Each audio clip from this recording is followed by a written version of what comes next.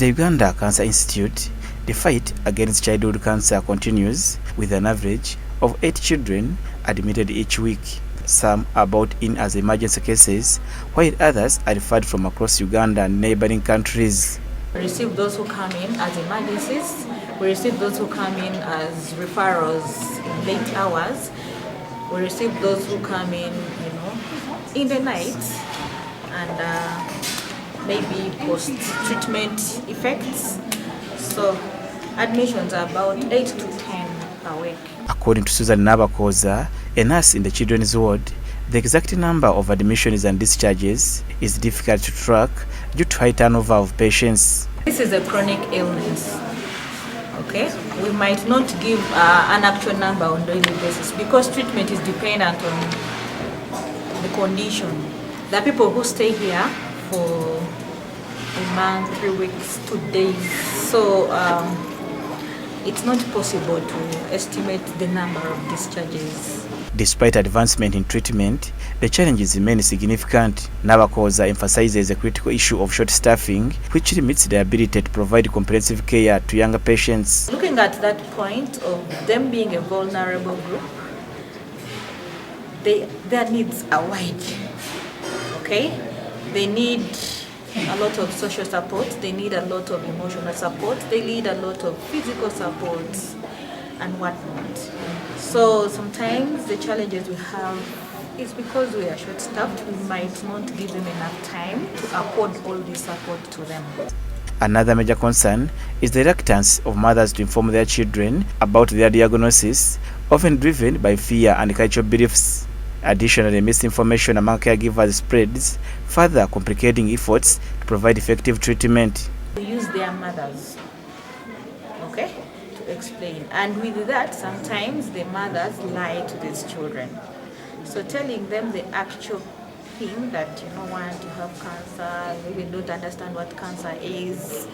You have to sometimes lie, it is a disease that affects your cells, the smear tissue, whatnot. So we might not be able to give the actual information about their concern or their disease. Dr. Joyce Baragadde, head of pediatrics at Uganda Cancer Institute, explains that dedicated childhood cancer treatment in Uganda began in 2012. She notes that the country records approximately 3,278 new cases of childhood cancer annually, yet 2/3 of these children do not survive. Some of our children will die because of supportive care. Children who are undergoing therapy require blood product support, they require antibiotics, they require ICU care, and all those other things because the chemotherapy is quite toxic. But we have challenges with access to supportive care. Dr. Baragadde notes that the reasons for this high mortality rate range from late diagnosis and cultural misconceptions, such as attributing the illness to witchcraft and to inadequate supportive care.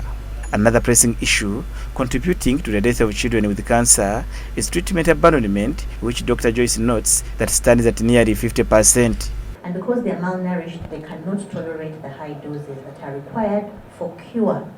And so many times we end up adjusting downwards the dose that they should be receiving. The challenge of treatment abandonment.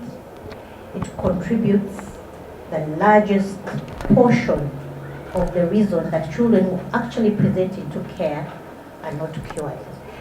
Many families face significant challenges with indirect costs, particularly transportation, as they travel long distances to Kampala for treatment. Transport to and from home. That's accommodation. Where am I going to live? What am I going to eat?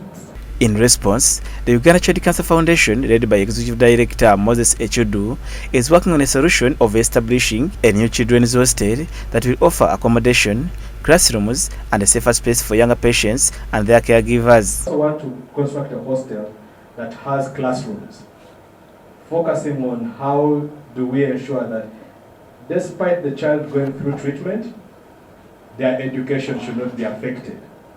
We want when the doctor says you're now cancer free, for them to be able to slide back into school like nothing happened, right?